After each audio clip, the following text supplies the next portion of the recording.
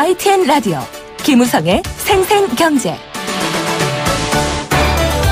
애청자 여러분 안녕하십니까. YTN 뉴스 FM 김우성 PD입니다. GM 군산공장 철수 문제, 일자리와 기업의 가장 큰 난제 중 하나입니다. GM 본사와 산업은행이 한국 GM에 대한 실사에 들어갈 거란 경제부총리의 말, 그만큼 이 사태의 해결을 좀 하고 싶다라는 기대가 담겨있는 말입니다. 곧바로 닥칠 자금난의 문제, 희망퇴직을 위한 재원의 책임 분담 이야기까지 아직 팽팽합니다. 거기에 또 노사정 협의까지도 난항이 예상되고 있습니다. 해결 의지와 해결해야 될 문제의 상황 전혀 다른 양상인데요. 첫 번째 인터뷰에서 카이스트 이병태 교수와 함께 짚어봅니다. 두 번째 인터뷰는 통신비 이야기입니다. 가계 지출 중에서 통신비가 차지하는 비중 매우 큽니다. 대선 때부터 이 통신비 부담 경감 주단 공약이었고 또 여러 가지 이슈 중에 하나였습니다. 독과점 형태로 시장을 장악하고 있는 통신사의 입장 다릅니다. 특히 22일자로 가계통신비 정책협의회가 끝났다고 하는데요. 통신사들은 슬슬 고가요금제 중심의 또 데이터 중심의 새로운 요금체계에 만지작거린다고 합니다. 일종의 5G 서비스를 앞두고서 그간의 투자금 회수의 성격이 강하다, 이런 평가도 나오고 있습니다. 통신비 부담 경감 관련해서 지속적으로 목소리를 내온 참여연대 연결해서 이야기 들어봅니다. 화요일 경제도미노 시간, 한창 새로운 내치의 틀을 다지고 있는 중국 경제, 그로 인한 한국 경제의 여파까지 살펴보겠습니다. 2018년 3월 6일 화요일 김우성의 생생경제 지금 시작합니다.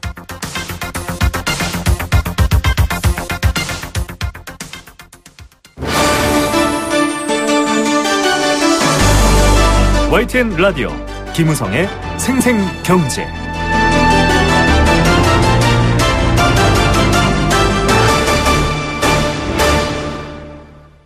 네, 김동연 경제부총리는 GM과 산업은행이 한국 GM에 대해서 바로 실사에 들어갈 거다. 즉 지금의 사태를 좀 해결할 수 있을 거다, 이런 기대감을 나타냈습니다.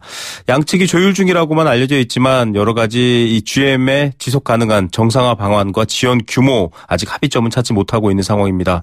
들어가야 될 돈도 많고요. 또 여러 가지 노조, 또 정부, 그리고 사측 여러 가지 입장 차이도 많이 있는 상황입니다. 본사 GM이 계획대로 3조 원의 대출금을 주식으로 출자 전환해주지 않을 경우 최소 2조 3천억 원을 마련해야 합니다. 이 돈은 또 어디서 나올 수 있을까요? 한국 GM의 앞날 어떻게 될지 지금 상황 진단해 보겠습니다. 카이스트 테크노 경영대학원 이병태 교수입니다. 교수님 안녕하십니까? 예, 안녕하십니까. 예, 이거 사실 일자리 문제부터 지금 이 군산 지역의 분위기까지 종종 보도가 되는데 참 어려운 문제입니다. 실사에 들어간다라는 건 결국 해법을 찾겠다라는 얘기인데 기대감을 경제부총리가 나타냈거든요. 어떻게 보십니까? 예, GM은 한국이 구조조정에 필요한 추가 재정 지원을 해줄 기대가 있으면 실사에 이제 응할 거고요. 네. 그런데 우리 정치권이나 정부가 이미 그런 의향을 많이 비췄었거든요. 네. 예를 고용 불안 지역으로 지정한다면서부터 시작해서 정당들도 전부 이게 폐쇄하면 안 된다 이렇게 얘기하면서 GM은 한국 정부가 그 돈을 많이 투자할 거로 기대를 하고 있고, 네. 한국 GM이 그런 한국에서의 완전한 철수를 가정하지 않는다면 실사에 해야 되니까 이 실사는 이루어질 것으로 보입니다. 네, 일단 실사에는 들어간다. 그런데 양측의 입장, 특히 한국 GM에 대한 경영 실태 조사 관련한 것들로 놓고 보면 기간이나 범위, 내용이 조금 다른 양상을 띠고 있거든요. 일종의 합의가 안 되는 부분인데 이 부분은 어떻게 봐야 될까요? 이제 이해관계가 달라서 그렇죠. 한국 정부는 이 부실의 원인을 따져서 GM이 본사로서의 책임 또는 본사가 이 문제를 해결할 자신들의 투자 의지 또는 구조조정의 의지가 얼마나 있는지에 대한 확약을 받고 싶고 본사의 책임이 어딘지를 따져서 최소한의 구조자금을 대려고 하는 거고, 네. GM은 긴급 수혜를 해달라, 쉬운 지원을 해달라 이런 기대 때문에 양쪽의 이해관계가 다르기 때문에 이렇게 합의가 좀 쉽지 않은 상태로 지금 사실은 삿바 싸움을 하고 있다고 보시면 될 것 같습니다. 자, 이 본격적인 실사조사와 이제 구조조정 방안, 회생 방안이 나오기 전에 말 그대로 삿바 싸움, 더 유리한 입장을 취하기 위한 이 힘겨루기가 있는 상황인데, 우리 정부가 한국 GM 지원 여부와 규모를 가늠할 수 있는 바로미터, 이게 바로 이제 실사일 겁니다. 결국은 삿바 싸움 얘기를 하셨지만 정부와 입장이 좀 다르다. 결국은 GM의 의지가 있느냐, 이런 또 비판들도 나오고 있거든요. 어떻게 봐야 될까요? 예, 사실은 이제 우리 노조나 근로자들이 할 수 있는 일을 하고, 그보다 더 중요한 건 GM이 여기서 무엇을 얼마나 생산하려고 하는 글로벌 R&D하고 생산 전략에 따라서 네. 좌우되는 게 훨씬 더 크기 때문에 그렇죠. 예, 그 부분에서 정부는 정부 또는 이제 노조 쪽에서는 그 GM의 로드맵 또는 확약을 받고 싶어 하는 거고, 네. GM은 우리나라가 생산성이 낮고, 그런 거에 대해서 노조의 과도한 인건비 이런 거가 있기 때문에 노조 쪽에서 그런 양보를 하면 하겠다. 그래서 서로 지금 상대방의 양보를 네. 먼저 요구하는 사이이고, 그거에 따라서 투자 금액이 달라지기 때문에 팽팽하게 대립하고 있다고 봐야죠. 예. 이 지금 여러 가지 이야기 나온 것 중에 노조 측은 노사정 회의를 통해서 해결하길 원하고요. 산은 같은 경우는 원칙대로 기존에 정해진 원칙대로 가야 된다라는 입장이고, 지금 베리앵글 베리앵글 사장이 지금 한국을 방문하는데 또 GM은 GM 나름대로의 입장이 팽팽하게 맞서고 있습니다. 지금 현재 이 GM 상황이 굉장히 어렵다. 4년 동안 3조 원 적자 이런 얘기도 나왔고, 그 와중에도 본사 GM은 또 착실히 여러 가지 이득이나 필요한 부분들을 가져갔다 이런 비판까지도 나온 상황인데, 현재 재정 상황은 어떻게 평가해 볼 수 있습니까? 한국 GM이 본사에 이제 막대한 부채를 지고 있는 상황이고요. 네. 그다음에 희망퇴직을 하고 있으니까 단기적으로 또 비용이 많이 들겠죠. 네. 그다음에 여기서 생산이 더 안 일어나고 한국 GM이 철수할지도 모른다 그러니까 소비자들이 국내 시장에서 더더욱 급격하게 네. 이제 외면을 하고 있으니까 매출 부진이 더 아주 급격히 일어나고 있으니까 하루가 다르게 부실이 점점 커지고 있는 거죠. 네. 이 상황이 조속히 해결되지 않으면 부실은 더 아주 눈덩이처럼 불어날 가능성이 큽니다. 그래서 네. 지금 워낙 가동률이 낮은 공장들이 많잖아요. 네네. 그 군산권 당연히 폐쇄 하기로 했습니다. 다른 공장도 지금 매출 부진 때문에 가동률이 급격히 떨어지고 있기 때문에 네. 이 부실이 상당히 커질 것으로 예상이 됩니다. 예, 현재 유동될 만한 이 희망퇴직자에게 지급할 만한 이 유동성이 한 5천억 원 정도가 얘기 나오는데, 이 자체도 지금 없거나 부족한 상황. 게다가 예, 그러니까 판매가 부진하니까 그게 이제 점점 부실이 커지니까요. 네네. 그 유동성도 점점 줄어들겠죠. 예, 거기다가 지금 안 좋아지는 상황으로 가고 있다라는 건데, 신차 배정이 아주 중요한 변수 중에 하나라고 말씀해 주셨는데요. 이 사실은 GM의 여러 전략을 보면 지금 군산 공장 같은 경우에는 유럽으로 주로 수출되던 차들이 이제 많이 생산되던 곳인데, 유럽에서 일단 철수를 했습니다. 유럽에서 더 이상 GM 차를 안 판다라는 소리인데, 그렇게 될 경우에는 지금 창원이나 다른 곳들, 경차나 그나마 인기 있는 차들, 새로운 기술들 얘기가 나오고 있지만, 과연 군산의 새로운 신차 배정, 새로운 제품 생산 배정 가능할지에 대한 좀 회의적 시각도 있던데요, 교수님. 그런 부분은 어떻게 보십니까? 그 부분이 이 한국 GM이 한국에서 사업을 계속 할 거냐 하는 거에 대해 가장 중요한 판단 기준이 되겠죠. 네. 정부나 산업은행도 한국 GM한테 그 재정 지원을 전해 그 부분에 대한 명확한 확답을 들으려고 할 겁니다. 이게 한국 GM이 국내 시장만 보고 하는 내수 공장이라고 그러면 살려놔봐야 실익이 별로 없죠. 네. 작은 양이기 때문에. 그래서 글로벌 시장을 놓고 생산 또는 R&D 기능을 어떻게 배치하느냐에 따라서 생존 가능성이 좌우되기 때문에 이 부분에 대한 구체적인 확약이 없이는 정부가 돈을 지원해도 다른 나라에서 했던 것처럼 지원금만 받아먹고 시간을 번 후에 순차적으로 철수하고 폐쇄하는 GM한테 당하는 꼴이 될 거거든요. 네. 그래서 이 부분이 아마 실사와 또 그 협상에 아주 중요한 요소가 될 겁니다. 예. 참 굉장히 중요한 부분까지 봐야 될 것 같습니다. 이 노조 관련해서는 사실 여러 지적들이 있어 왔습니다. 지금 이런 상황에 이제 노조의 여러 가지 요구들에 대해서는 조금 양보를 요구하는 그런 목소리도 있어 왔는데, 일단 노조도 특별 세무조사와 정확한 부실의 원인을 밝혀야 된다 이렇게 얘기를 하고 있습니다. 이게 가능할까요? 부실 원인 밝히는 부분 사실 중요하긴 할 텐데요. 예, 사실은 그렇다 하더라도 신차가 배정이 정상적으로 된다고 가정했을 때 네네. 노조가 현실을 인정해야 되는 것은 이 글로벌 회사들이 생산을 어디다 놓을 거냐 할 때 지금 GM이 미국 또 큰 시장 중국 이런 데다가 생산 기지를 놓겠다라고 하는 전략 방향대로 움직여 왔기 때문에 우리 공장이 신차가 배정됐을 때 중국 또는 미국 공장보다 생산성이 높아야 거기까지 또 차를 옮겨가는 물류 비용까지도 발생하지 않습니까? 네. 그래서 생산성하고 적기에 생산한다라고 하는 경쟁력이 없으면 신차가 배정돼도 그 본사는 다른 데로 옮겨야 가야 될 이제 요인이 생기는 거죠. 경쟁력이군요, 결국. 네. 예. 그래서 그 경쟁력이 우리나라에서 다른 자동차 공장이 아니라 사실은 GM이 대안으로 생각하는 다른 공장보다 좋아야 된다라고 하는 거는 노조가 네. 이걸 비난을 이 원인이 본사가 많이 했다 그것으로 문제가 해결되는 건 아니거든요. 네. 문제 해결은 장기적으로 일자리를 지키고 싶으면 GM이 고려하는 다른 공장보다 생산성이 더 좋아야 된다. 그 기준에서 판단을 해야 될 겁니다. 네. 결과적으로는 앞서 말씀하신 것처럼 이 책임을 밝혀내는 게 아니라 해결책을 찾기 위한 부분에서는 이 GM 본사가 요구하는 경쟁력이라는 측면을 고려하지 않을 수 없다. 이런 이야기까지 되고 있습니다. 결과적으로 지금 여러 가지 타협안 또 실사 얘기가 나오고 있는데요. 현실적으로 GM의 요구가 어느 정도는 받아들여지겠다 이렇게 전망해 볼 수 있을까요? 앞으로의 이야기 혹은 이슈 전개 어떻게 될 거라고 보십니까?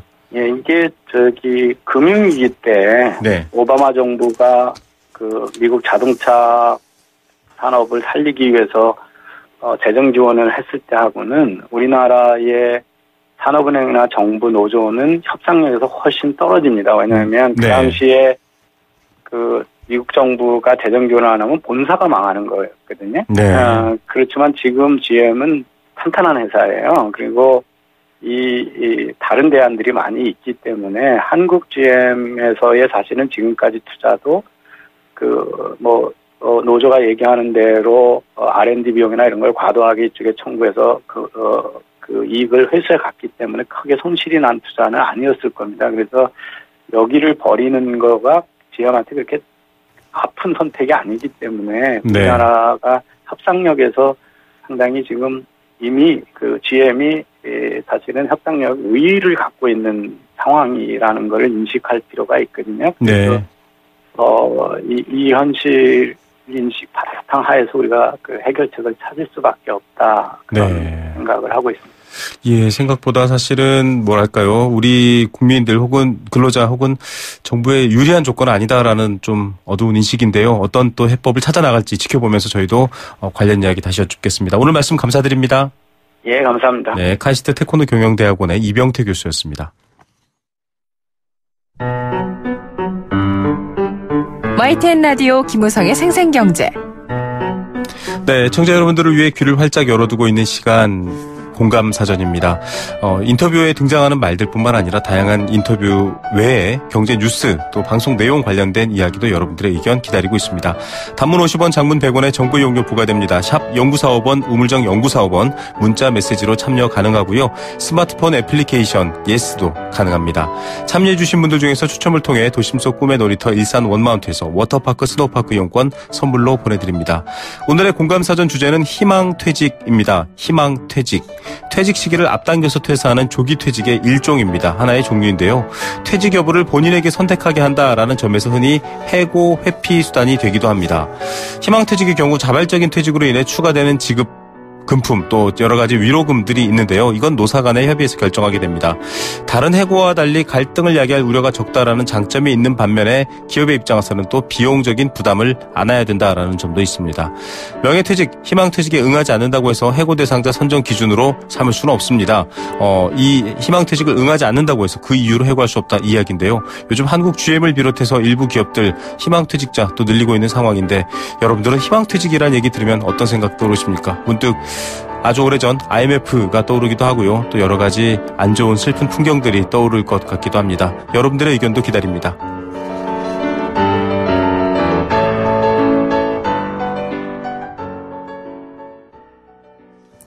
네, 생생경제일부 포스코와 함께했습니다. 캠페인 한 개 듣고요. 이 시각 주요 경제 뉴스들 정리해드립니다.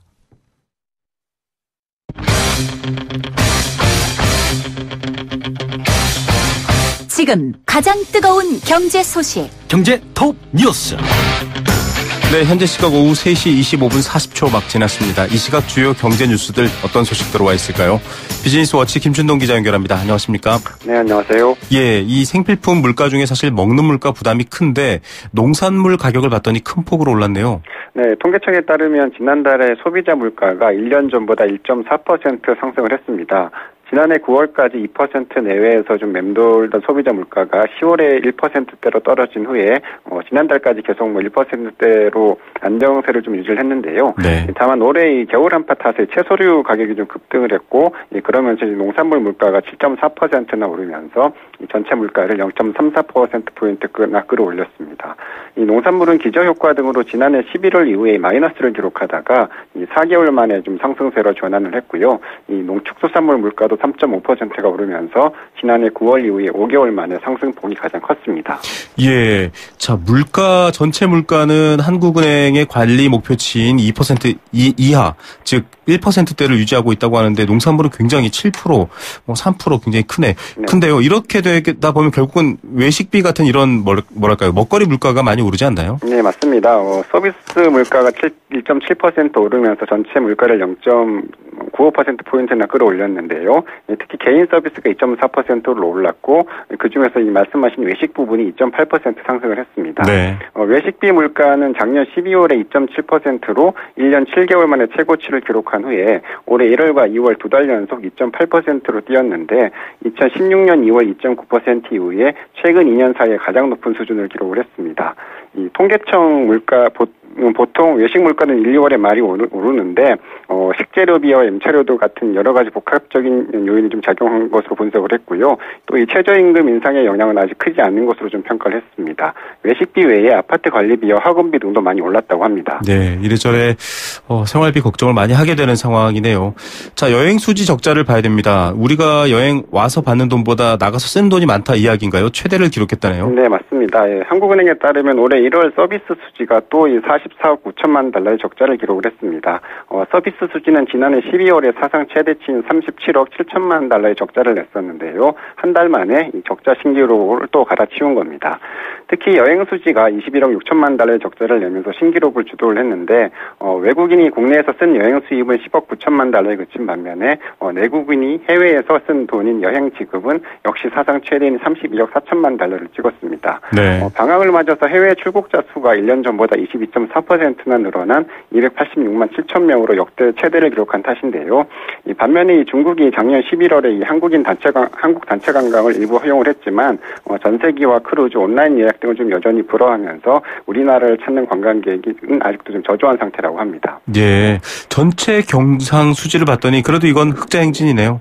네, 서비스 수지 외에 이전 소득 수지가 16억 1천만 달러의 적자를 기록을 했는데 외국인 근로자가 기조적으로 좀 늘고 있는 가운데 최근 원화 강세로 이 가족이나 친인척에 대한 이 개인의 해외 송급이 좀 집중된 영향이 컸다고 합니다. 네. 네, 그런데도 이 전체 경상 수지는 26억 8천만 달러의 흑자를 기록을 했는데요.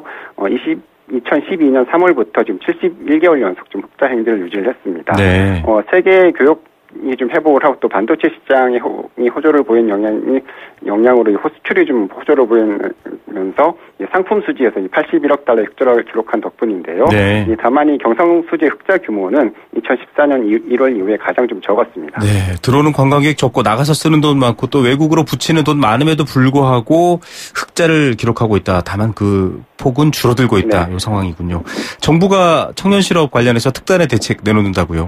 네, 김동연 경제부총리가 오늘 한 라디오 프로그램에 출연을 해서 이 추경 예산 편성은 물론이고 이 청년 수당처럼 이 지원금을 직접 지원하는 방안을 검토하고 있다고 밝혔습니다. 일자리를 얻는 청년들에게 직접 지원하는 방안이 효과적이라고 본 건데요. 재원은 이 일자리 예산이나 지난해 추경 예산을 좀 활용하겠다고 밝히면서도 올해 조기 추경 가능성도 좀 내비쳤습니다. 아직 검토 중이긴 한데 꼭 필요하다면 배제하지 않겠다고 했고요. 추경을 한다면 청년 일자리를 위한 추경이 될 것이라고 설명을 했습니다. 네. 자, 여러 가지 많은 또 기대감들이 나오고 있는 상황인데 청년 실업 해소를 위해서 일자리 확대 방안도 추진된다고요? 네, 김부 정부 총리는 크게 4가지 방향으로 추진 방침을 좀 밝혔는데 구체적으로 보면 20만 개에 달하는 중소기업 채용의 미스매치 문제 해결, 또 연 9만 8천 건인 창업을 12만 건으로 늘리는 방안, 또 국제 진출과 서비스 분야의 새로운 일자리 창출 등을 꼽았습니다. 이를 위해서 이제 재정과 세제, 금융, 제도 같은 이 다각적인 정책 조합을 추진하겠다는 계획인데요. 아울러서 이 포퓰리즘이나 정치 일정을 앞둔 선심성 정책과는 전혀 상관이 없다. 뭐 이렇게 좀 선을 그었습니다. 네, 이 어떤 보도 매체에서는 청년 수당까지 앞서 나가서 해석을 하는 데도 있는데요. 어떤 것들이 펼쳐질지 좀 더 지켜봐야 될 것 같습니다.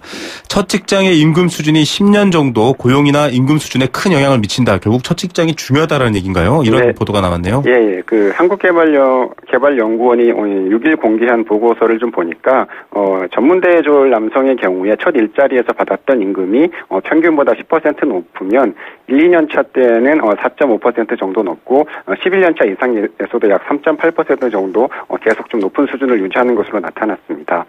대졸자는 이 영향이 더 컸는데 4년제 대졸 남성은 이 첫 일자리 임금이 평균보다 10% 높으면 1, 2년 차 임금은 4.6%가 높고 9에서 10년 차에도 4.4% 이상 임금이 좀 높은 상태를 좀 유지를 했습니다. 네, 임금 그러면 사실은 회사의 크기가 중요할 텐데 첫 직장의 규모 역시 마찬가지 관계가 있겠죠? 네, 그렇습니다. 고졸 남성의 경우를 보니까 첫 직장의 종사자 수가 100명 이상인 경우에 임금이 100명 이하인 사업장에서 일하는 이들의 평균 임금보다 1, 2년 차 때는 11% 정도 높았고요. 이런 차이가 없어지려면 입사 후에 5, 6년이 걸렸습니다. 4년제 대졸 남성의 경우에는 100명 이상 사업장에서 일하는 이들의 임금이 그보다 작은 규모의 사업장 종사자보다 1, 2년 차 때는 약 13%가 높았고 9에서 10년 차에서도 9% 정도 높은 수준이 유지되면서 이 첫 직장의 효과가 좀 장기간 이어졌습니다. 네. 또 상용직이나 임시 일용직이냐 등에 따라서 이 첫 직장의 고용 형태도 이 장래 임금과 상관관계가 깊었는데 청년들이 좀 미취업 상태를 좀 감수를 하면서 또 이 중소기업 취업을 기피한 이유가 좀 확인이 된 겁니다. 예. 자, 정부가 공공임대주택 관련해서 정책을 내놨네요. 13만 호. 이게 올해 공급되는 건가요? 네, 맞습니다. 2018년 공공주택 공급계획 세부안을 지금 국토교통부가 확정을 했는데 공공임대주택 13만 호는 건설령이 7만 호, 또 매입형과 임차형이 6만 호씩인데요. 이 건설령은 경기가 2만 9천 호로 가장 많고 경상권이 18,000호, 충청권이 7,000호 등으로 그 뒤를 이었습니다. 또 이 매입형과 차입형은 서울이 17,000호로 가장 많고 경기가 13,000호, 또 경상권이 12,000호 등이었는데요. 이 공공임대주택과 함께 이 공공분양주택도 18,000호 공급하기로 했습니다. 국토교통부는 이 연말에 공급 성과를 평가를 해서 우수지자체에 대해서는 인센티브도 좀 줄 계획이라고 합니다. 예, 오늘의 톱뉴스는 어떤 것 선택하시겠습니까? 그 첫 직장의 임금 수준 기사를 꼽고 싶은데 중소기업은 일손이 부족한데 청년 미취업자가 넘치는 현실을 좀 잘 설명을 하고 있는데요. 이 경력 초기에 이런 상태가 지나치게 오랫동안 지속되지 않도록 이 노동시장의 안전성을 좀 강화하는 이 구조적인 차원의 좀 대책 마련이 좀 필요해 보입니다. 네, 첫 출발의 격차가 좁혀지지 않는다. 이 청년들의 선택 마냥 비난할 수도 없는 문제인 것 같습니다. 오늘 뉴스 감사드립니다. 네, 감사합니다. 비즈니스워치 김춘동 기자였습니다.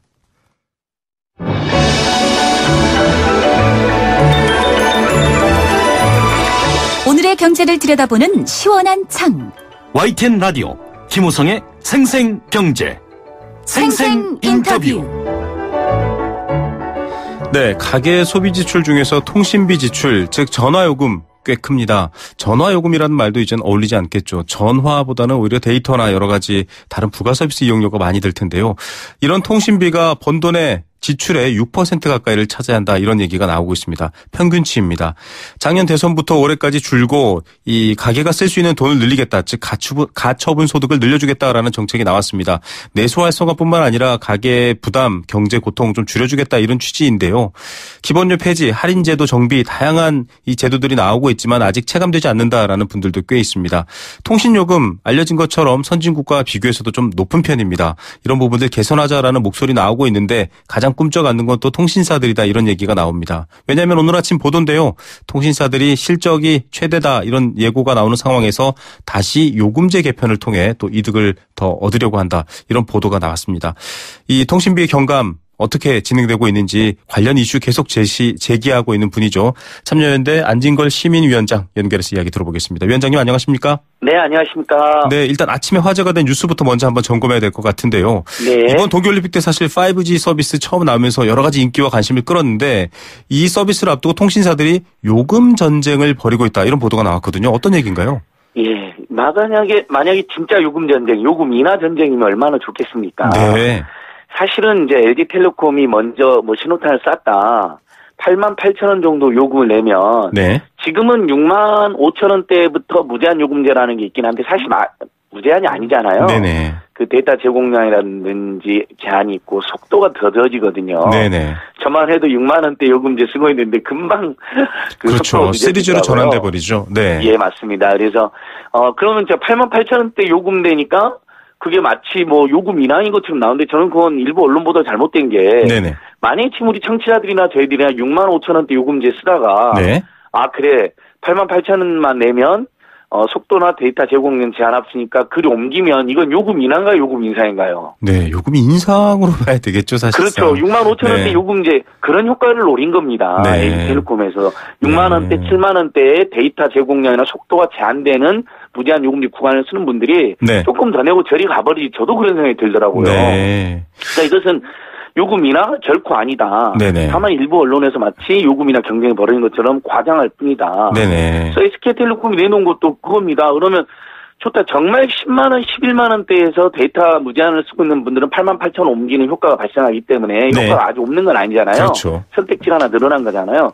근데 SK텔레콤과 KT는 그거 아예 안 내놓고 있지 않습니까? 네. SKT는 겨우 내놓는 게 뭐 약정 기간 절반 채우면 위약금을 뭐 대폭 줄이겠다 이런 건데 그것도 뭐 없는 것보단 낫지만 그게 요금 전쟁은 아닌 것이거든요. 네. 그래서 5G 좋고 지금보다 뭐 20배 이상 속도가 빠르다는 거잖아요. 네네. 그러니까 뭐 그런 방향으로 가는 거 좋은데 88,000원 뭐 9만 원대에서 오히려 국민들이 스마트폰 요금 나올 때부터 계속 요금제 이렇게 비싸지는 그런 효과가 발생했었거든요. 네네. 그런 식으로 국민들을 몰아가는 건 아닌지 네. 지금이라도 기본요금 폐지나 보편요금제 도입 같은 근본적인 대책을 내놓으면서 네네. 데이터를 많이 쓰는 분들에게는 또 네. 그런 선택지를 주는 방향으로 가야 된다. 이렇게 네. 지적하고 싶습니다. 예, 이게 사실은 뭐 지금도 전화 가입을 하러 가거나 뭐 요금제를 선택하시는 분도 굉장히 복잡해서 어려우신 경우가 많은데 자칫하면은 또 요금에 대한 오해를 불러올 수 있는 부분 좀 정리해 주셨고요. 저희도 사실 한번 이런 관련 주제를 다뤄서 크게 관심을 받았었는데 요금제는 3배 차이 나는데 즉 요금제의 요금은 3배 차이인데 데이터 이용량은 300배가 차이가 난다. 맞습니다. 이런 얘기했는데 결국 저가 요금이나 저렴한 통신비 이게 외면당하고 있다 이렇게 봐야 되는 거죠. 그렇죠. 지금 우리 국민들께서 32,900원 그 데이터 정용요금제 가입하시면 네. 데이터를 300MB 주지 않습니다. 네. 카톡도 다 못하고 끊어지는 거거든요. 네. 그다음부터는 요금을 비싸게 데이터를 사야 되는 것이고 네. 근데 그 이동통신 3사원의 경쟁이 없기 때문에 뭐 문자 메시지 20원, 음성 1초당 1.8원, 심지어는 데이터 요금은 0.5kb당 0.275원으로 소점 3가지까지 똑같습니다. 네. 그다음에 데이터 전용 요금제 최소 요금 구간도 32,900원으로 똑같죠. 300MB 제공도 똑같죠. 네. 무제한 요금이라는 무제한 데이터를 쓸 수 있다라고 약간 과장돼서 요금제가 시작되는 구간도 65,000원으로 똑같습니다. 네. 경쟁 전혀 안 이루어지고 있는 거잖아요. 네네. 근데 실제 32,900원하고 10만 원대 이렇게 무제한 요금제 구간하고 보면 3배 정도 차이 나잖아요. 네네. 근데 데이터 제공량은 정말 300배 차이가 나거든요. 네. 그러니까 데이터를 많이 쓰는 사람들을 위해서 서민들이나 중산층들이 저가 요금제 쓰는 사람들이 희생당하는 구조다. 네. 그래서 2만 원만 내면 데이터를 1기가나 2기가 정도는 쓸 수 있게 하는 보편 요금제가 나와야 된다. 네. 유럽에도 보니까 2만 원대 요금으로 뭐 10GB를 주는 데도 있더라. 이제 이렇게 네. 조사가 된 것이거든요. 네네. 근데 이번에 가계통신비 협의회 9번까지 했지만 네. SK텔레콤을 필두로 아무리 국민들이 또 문재인 정부가 호소하고 설득해도 끝까지 통신요금 인하를 반대했습니다. 네. 보편요금제처럼 사실 우리 PD님이나 저나 우리 청취자들이나 데이터 많이 쓰는 분들 입장에서는 네네. 2만 원대 요금제로 못 가거든요. 그렇죠. 1기가바이트 주긴 하지만 네. 서민들이나 중산층의 선택지가 늘어나는 거지만 그러니까 뭐 큰 손해를 볼 가능성은 매우 희박함에도 불구하고 마치 뭐 보편요금제라면 통신사가 망할 것처럼 과장을 네네. 하고 엄살을 부렸거든요. 네. 그래서 지금도 저는 늦지 않았다. 네. 국민들이 데이터를 많이 쓰는 분들은 어차피 아까 말한 88,000개로도 간다. 네네. 그다음에 5G 서비스 상용화되면 네. 좀 비싸지만은 빠른 속도를 즐기는 분들, 데이터를 많이 쓰는 분들은 그리 가지 않겠습니까? 그렇죠. 지금 우리 국민들의 평균 데이터 사용량이 벌써 6GB가 넘습니다. 매달. 네. 그래서 그분들은 무제한이나 비싼 요금제 갈 가능성이 높거든요. 예. 그분들은 어쩔 수 없다 하더라도 최소한 서민들, 청년들, 그다음에 중산층들 위해서 2만 원이나 3만 원대 데이터를 좀 충분히 요금제도 있어야 된다. 네. 이걸 저희가 지금 호소하는 건데 끝까지 이게 안 된다는 거. 네. 또 우리 지금 정치자들이 분노하셔야 되는 게 네. 65세 이상의 우리 노인 어르신들. 네. 고령 요금제. 네. 특히 이제 기초연금 받으시는 분들에 한해서 11,000원 감면해주겠다는 거거든요. 정부 방침이. 네. 매우 좋은 제도잖아요. 네네. 근데 이걸 SK텔레콤이 끝까지 지금도 반대하고 있습니다. 가계통신비 정책협의회 여기 지금 위원장님도 관여하고 계신데 예, 저도 다시 열리진 않나요? 2007년 네. 소비자 시민 모임 그다음에 소비자 연맹 참여연대 이렇게 4개 단체가 들어가서 네네. 정말 9번 내내 정말 그 과장 안 오고 눈물로 호소를 드렸거든요. 매번 네네. 기본요금 폐지가 어렵다면 보편요금제라도 도입을 하고 네. 그다음에 지금 6만 원, 7만 원, 8만 원대 요금제 있는 분들 입장에서는 이게 조금 하향되면 좋겠다는 의견이 많거든요. 네. 5만 원대로 이렇게 하향된다든지 데이터를 좀 충분히 쓰시는 구간대가요. 예. 근데 오히려 지금 LG텔레콤 내놓은 건 물론 그 이상 10만 원, 11만 원대 가입되는 분들이야 8만 8천 옮기면 좋긴 한 건 맞지만 오히려 8만 8천을 내야지 어쨌든 데이터를 무제한 쓰는 거 나오는 거거든요. 그리고 심지어 SKT와 KT는 아예 그것도 내놓지 않고 있는 것이고. 네, 참. 그러니까 계속해서 국민들 등골만 이렇게 휘게 하는 그런 정책을 지금 통일삼사 쓰고 있다. 이렇게 보시면 될 것 같습니다. 이 대선 당시의 이슈이기 때문에 국민들이 다들 관심 갖고 또 지지했던 어떤 이 이슈 정책 중에 하나였고요. 지금 말씀해 주신 이 이해 당사자가 모이는 가계통신비 정책협의회 과정까지 설명해 주셨는데 사실 예전부터 나왔던 얘기가 이런 얘기도 있습니다. 2G부터 5G까지 통신사 역시 천문학적인 투자를 한다. 이 투자한 거 회수하는 건 당연하지 않냐. 그런 차원에서 가격 맞습니다. 정책. 또 기업이 어떤 민간 기업이 가격을 결정하는 거에 너무 간섭하는 거 아니냐 이렇게까지 얘기할 수 있거든요. 그러니까 모든 것을 시장에만 맡겨놓으면 자연스럽게 가격이나 이루어지고 가격 경쟁되면 저희가 개발 일이 없죠. 네네. 하지만 통신시장은 아시다시피 정부의 허가를 받는 자연 독과점 시장입니다. 통신 3사 말고는 없잖아요. 그렇죠. 지금 우리 국민께서 통신 3사라고 다른 데 선택하실 수가 없잖아요. 요금도 똑같고 옹조도 똑같은 거거든요. 그럼 약정으로 위약금으로 다 이렇게 발목이 잡혀 있는 거고 그래도 문재인 정부 들어서서 이른바 그 지원금 대신 보조금 대신 요금 할인 받겠다면 25% 요금 할인을 받을 수가 있습니다. 맞습니다. 그래서 지금 나는 그걸 적용이 안 되고 있는 분들은 이 뉴스 듣자마자 114로 전화하시면 적용 대상인 분들은 바로 알려주고 오늘부터 적용이 되거든요. 오늘부터인가요? 네네. 그러니까 전화하자마자 적용 대상인 사람은 바로 해줍니다. 그러니까 적용 대상이 아닌 분들은 어쩔 수 없는데 혹시 믿자야 본전이니까 전화해서 적용 대상인지 알아보시면 좋을 것 같아요. 의외로 많은 분들이 그 기간이 남아있으니까 지원금을 받고 자기는 해당이 안 된다고 생각할 수 있는데 지금 뭐 6개월 미만이 남아있으면 다 적용이 됩니다. 그러니까 약정기간 6개월 남아있고. 그 다음에 이미 약정기간이 지난 사람은 나는 옛날에 지원금 받았으니까 혜택 안 본다고 생각하시는데 약정기간이 지나면 또 25% 요금 할인이 되는 거거든요. 그러니까 혹시 모르니까 다들 전화해가지고 빨리 적용을 받았으면 좋겠고요. 자, 시장에 맡겨놔서 가격 인하되고 가격이 우리 국민들이 유리하게 결정되면 얼마나 좋겠습니까? 붕어빵 하시는 분들끼리도 경쟁도 하고 하나 더 주기도 하고 막 그러지 않습니까? 근데 여기는 경쟁이 없고 그다음에 정부의 허가를 받고 전파나 주파수나 공공재를 활용해서 사업을 하고 있기 때문에 국민들이 가격에 대해서 이래라 저래라 할 수 있는 권리가 생기는 것이죠. 그리고 실제 참여연대에서 이동통신 요금의 원가를 공개라는 소송에서 또 법원도 항소심까지 참여연대 손을 들어주면서 국민의 알 권리나 통신서비스 공공성이 더 중요하다. 기업의 원가 비밀보다 이렇게 판결도 했습니다. 그리고 전기통신사업법 3조에도 통신서비스는 저렴하고 공평하게 이용할 수 있어야 된다라고 의무조항으로 이렇게 규정해놨거든요. 근데 지금 우리 국민들 어떤 분이 지금 통신서비스가 저렴하고 공평하다고 생각하십니까? 아주 비싸고 과도하고 통신 3사 횡포가 아주 심한 시장에 나와 다들 이렇게 불만과 분노가 큰 영역이거든요.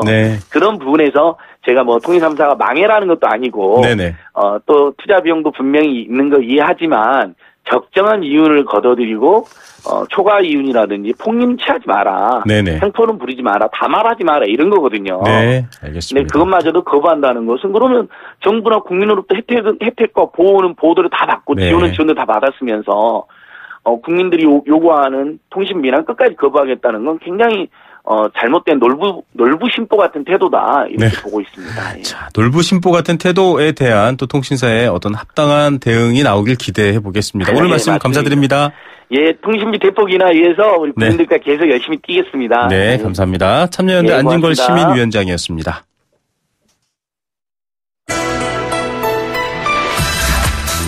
세계 경제가 내 주머니 속으로 경제 도미노.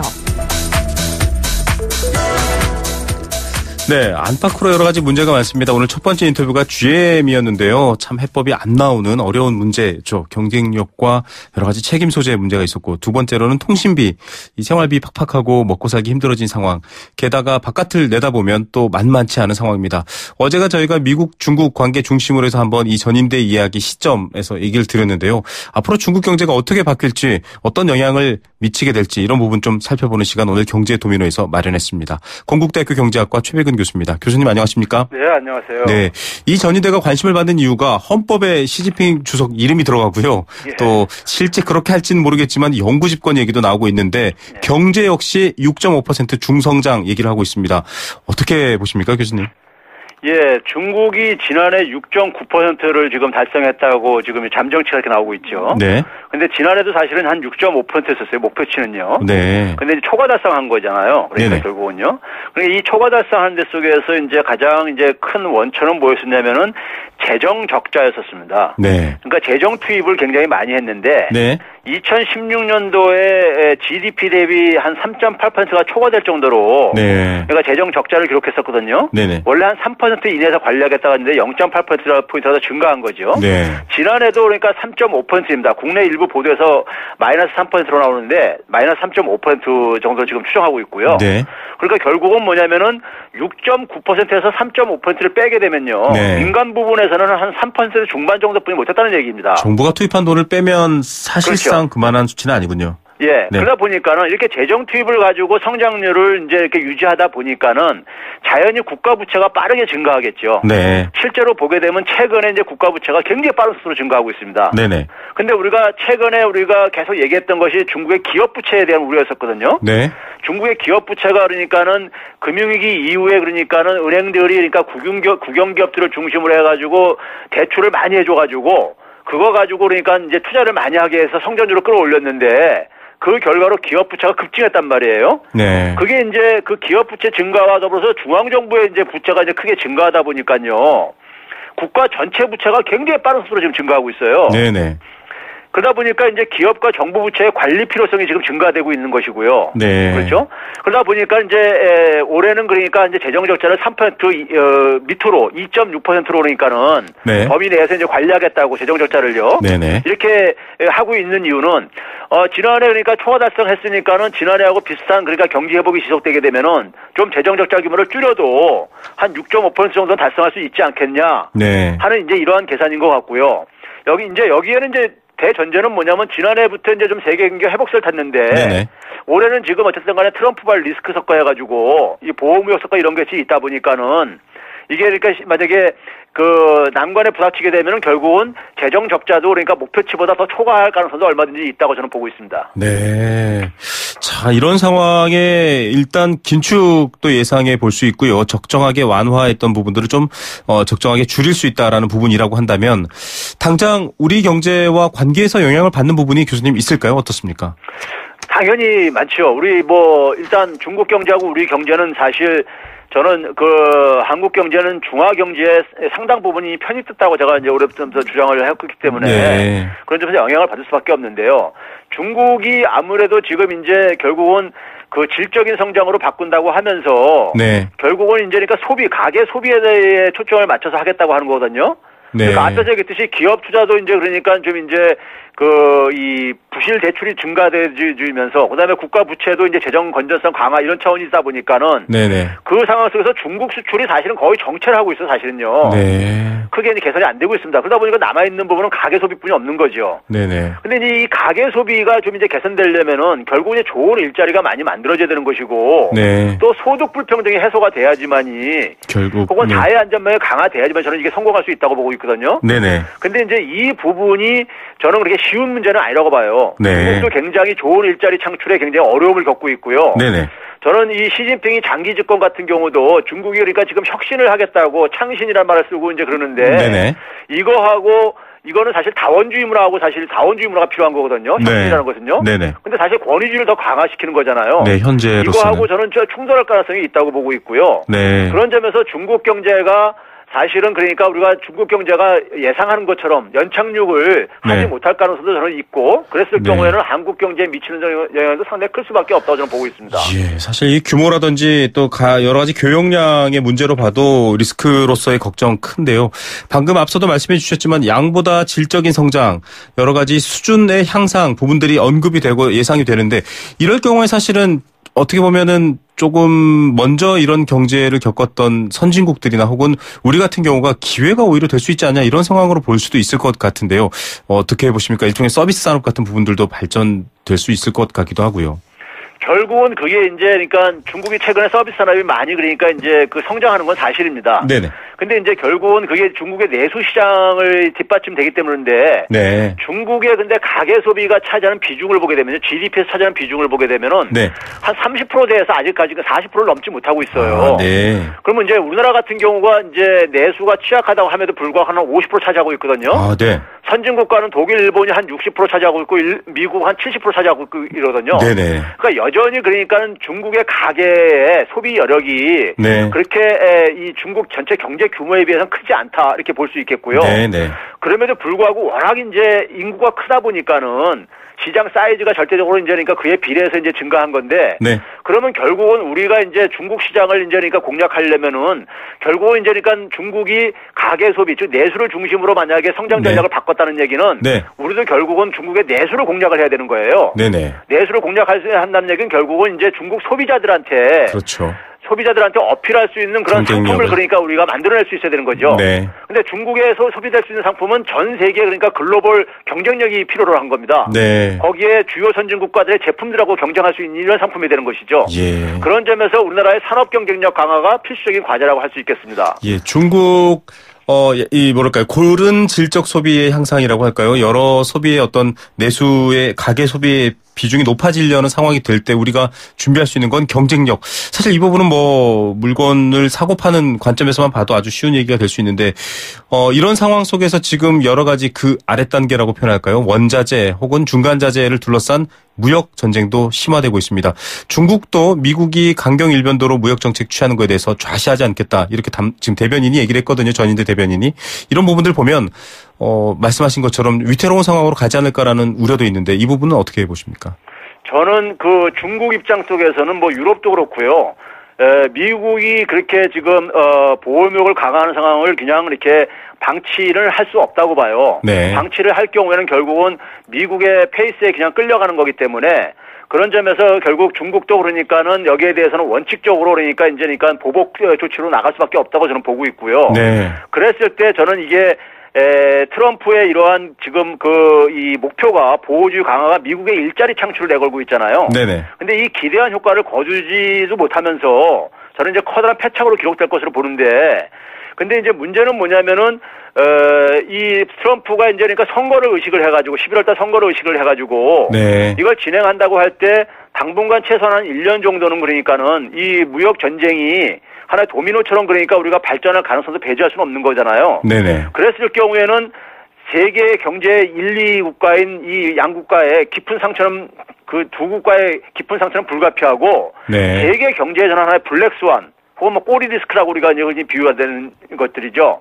발생 가능성은 없어 보이지만 일단 발생하면 엄청난 충격과 파급 효과를 가져오는 걸 가지고 우리가 그냥 블랙스완이라든가 꼬리 디스크라고 하는데 네네. 이게 이제 그러니까 세계 경제에 굉장히 저는 이제 충격을 가져다 줄 수 있다고 보고 있고요. 네. 그런 점에서 결국은 이제 그러니까 중국은 미국이 지금 그러니까는 이 보호무역을 하면서 동맹국들하고 상당히 갈등을 이제 빚고 있는데 유럽을 네. 포함해서요. 네네. 이 빈틈을 그러니까 중국이 어차피 그러니까는 파고 들어가려고 할 것이고요. 네. 그런 점에서는 이제 그러니까는 중국 입장 속에서는 결국은 자신들이 그러니까는 손실을 본다 하더라도 결국은 미국의 그러니까는 이 요구대로 그냥 이렇게 쉽게 이렇게 끌려가지는 않을 거라고 저는 생각하고 있습니다. 예, 참 팽팽한 힘겨루기의 상황 같다라는 얘기도 들고요. 그 사이에서의 한국 경제 어떻게 될지 참 고민이 더 깊어지는 시점입니다. 교수님 오늘 말씀 감사드립니다. 네, 감사합니다. 건국대학교 경제학과 최백은 교수였습니다.